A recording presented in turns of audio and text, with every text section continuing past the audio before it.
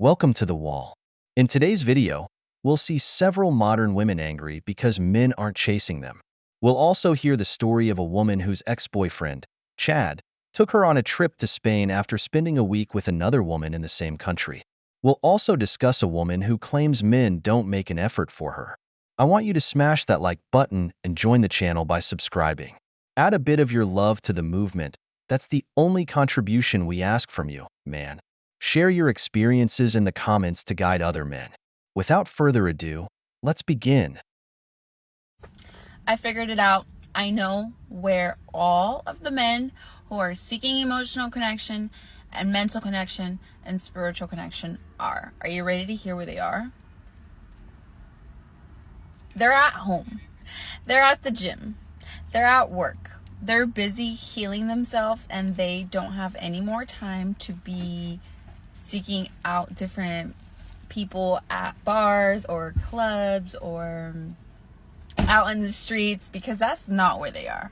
All right, if you are looking for one, find them at your local grocery store, find them at your local gym.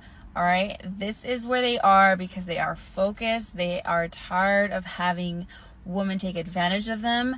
They are tired of getting manipulated, and apparently they have all just dealt with a lot of narcissist people and they're just sick of it. So they're not even willing to put themselves out there anymore because they're so hurt and they cannot get past certain traumas that they've dealt with.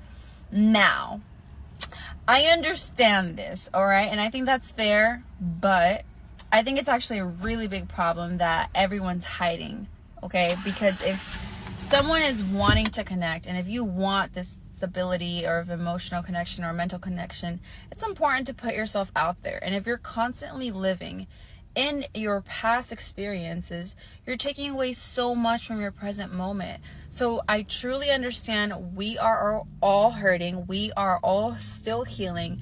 I understand that it's scary to put yourself back out there, but if you're not doing so, you're just gonna stay where you are and nothing that is meant for you is going to get to you, because you are putting up this wall, staying your ass at home or hiding wherever you guys are. Oh my God, who the hell cares? At minimum, she's a professional motivator. Everything sounds lovely until the man approaches, and the woman insults him or, worse, files a harassment complaint.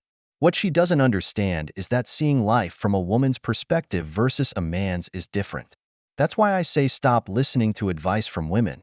Many of these women only face rejection from a Chad. If they had to face rejection the way they reject men, many of them would have their self-esteem on the floor. It's easy to say, go after what's yours, it's your destiny. Here, we're not living in a Disney narrative where if you chase her, she'll love you. All that does is make you look like the creepy, weird guy. And don't get me wrong, I always say that throughout life, men become immune to the pain of rejection. It's part of being a man. But now, when rejection can turn into a harassment accusation just because a woman says something, don't blame me for thinking twice about it. And you're not willing to receive what's meant for you. And I understand women do put these kind of men also in a friends list, in a friends category. And why do you think that is? Because those kind of women also are just not ready for that kind of relationship. So it's not necessarily a bad thing. That's just a sign that that person who you wanted, and I'm speaking to the men right here, the person who you were interested in placed you in that friend category was simply just not for you. You will find your person, but the moment you do get placed into that friend category, keep it pushing, keep on trying. Don't necessarily give up just because that one woman who you wanted did not give in to what you had to offer, because you are enough. You just were not enough for her. And maybe her level is actually down here, and your level, speaking to the men again, is up here. So maybe she just couldn't come up here with you. And that's the thing. Sometimes a man can perceive that as like he's down here and she's up here, when in all truth, it could be vice versa. All right, so if it's just not working out, it's just because you guys are just not on the same wavelength.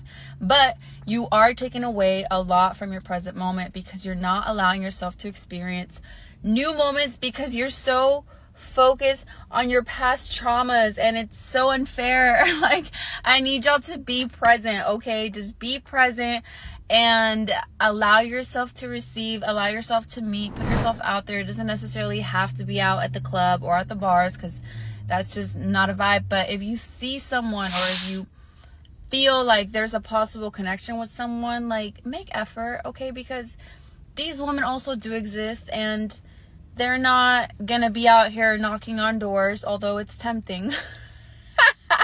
Although it's tempting because you know, some actually do want a connection, but ain't nobody got time for that. All right, so put in some effort, let go of what no longer serves you, be in the present moment. All right, let it go and allow yourself to receive what's meant for you. So on that note, I hope that you were able to take something from this, and if you have any thoughts, leave them in the comments. Peace. And if you're stuck in the friend zone, keep pushing, keep trying, and you'll end up becoming the simp for that woman who tells you how she's going out with Chad, a guy who brings absolutely nothing to the table, but to whom she gives everything. Meanwhile, you'll be wasting all your time. But who knows, after 30 or more Chads, and you still trying, maybe she'll notice you when she's 35 and needs a beta provider to secure her financial future. These kinds of advice lead men to failure. The first thing you need to understand is that if you're trying with a woman and she hasn't said yes, everything else is a no. There's no middle ground here. If it's not a yes, everything else is a no. Stop wasting your time. One of the most important lessons a man must learn is to give his absence to those who don't value his presence. If someone doesn't add to your life, don't let them subtract from it. Stop listening to advice from women, which only turns you into another woman's simp. Women don't go through the same process as men. Men come to them, unlike us who have to chase opportunities. The perspective is never the same. You're not playing the game from the same starting point. Someone who's starting at level 10 can never give advice to someone beginning at level 1. There is nothing more humbling than Australian dating. I've been pied 3 times now, and the dates haven't even left the chat. They've been organised, the date's been set, I even bought a new top for one. 2 of them had the decency to cancel. Both said that they weren't going to be good company because they were tired. I'm not sure if that's a universal excuse out here. And the other ghosted. Just ignored. Didn't reply to my message. I mean, it could have been a lot worse. Could have turned up in my lovely new top and been stood up. I don't mean to sound big-headed, but I've never been pied in my life. Maybe I needed this. Maybe I needed to be humbled. But I just feel like the UK and Australian guys are so different. I've heard that Australians are very laid back, but David Beckham drove 4 hours to see Victoria Beckham for 30 minutes. And I can't even get a text back. I'm giving up. The ironic thing is that for once in my life, I'm finally emotionally available to meet someone and go on dates. I actually met these people out organically, so it wasn't even like it was a Hinge date. Regardless, deleting that, I'm a shell of myself now. I cannot possibly organise any more dates. Buying new tops out here. The comparison to David Beckham is ridiculous. She expects grand gestures without offering anything of equal value. Men don't go out of their way for you unless they already see you as someone of great worth, which clearly wasn't the case here. Instead of playing the victim and obsessing over her humiliation, she needs to realize that men have options, and if they ignored her, it's because they found something better. It's time to stop buying new blouses and start rethinking her approach. Because it seems the problem isn't the men, it's you. This is the 3rd time, and you're not relatively unattractive. There's something you're doing or saying that's throwing men off. Or maybe you're the type who refuses to go on a coffee date, expecting the man to go all out for you. But times have changed, so it's better to start thinking about what you're doing wrong rather than trying to fill the void with more clothes. So for those of you that know my story, buckle up, I have an update. And for those of you that don't know my story, buckle up because I got a story for you. So long story short, for whoever doesn't know, my ex-boyfriend cheated on me and got the girl pregnant that he cheated on me with, and I didn't find out until she was like 4 months pregnant and we were still dating. We of course broke up though. So recently, as in this morning, I found something else out. And you know, like when you're going through a breakup and new things just keep coming up throughout however long you're broken up. For me, it's been 9 months and I am still finding things out, which is literally terrible. So to cut to the chase here, last year, him and I went to Spain. This was his idea. He invited me to come there because he was there doing some work and he literally flew me out there. Come to find out this morning, he had this other girl there in Spain right before I got there. So of course I'm sitting here like bamboozled because I'm like, what? So we were basically like taking turns. Like she left and I flew in. I literally don't know whether to like laugh or cry. There is a very special seat in hell for this man. Like I knew things were bad, but like I really didn't think they could keep getting worse. I just personally don't understand how a human being could do these things to somebody that they claim they love and want to spend their life with and just not have remorse. Like I'm not even sad about it anymore because I've just accepted this is just who he is, but it definitely still messes with my head because I'm like, how? Like how did we end up here? How did I not see all of this? How was I missing this? And mind you, Spain was like one of my favorite places I've ever visited. Like I loved it so much, I literally wanted to move there. And he completely just ruined that for me. Like literally had another girl there less than a week before I got there. I just personally feel so taken advantage of by somebody that I obviously loved and cared about. And it literally makes me sick. It's funny because it's true. The effects of Chad. There's something funny women like to say when they want to leave a man, especially when they already have a replacement. I'm grieving the relationship while still in it. This guy did the same thing.